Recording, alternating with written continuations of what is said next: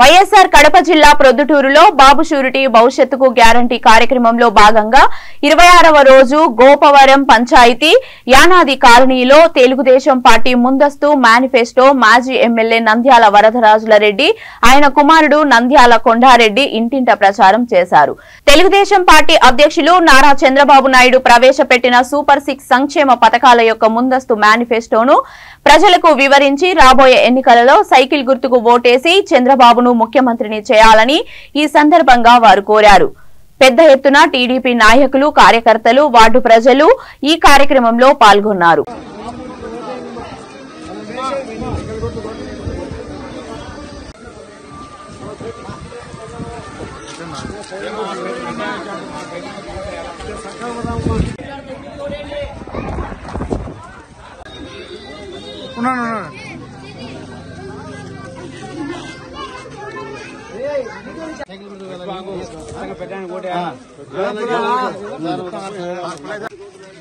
Telugu Desam party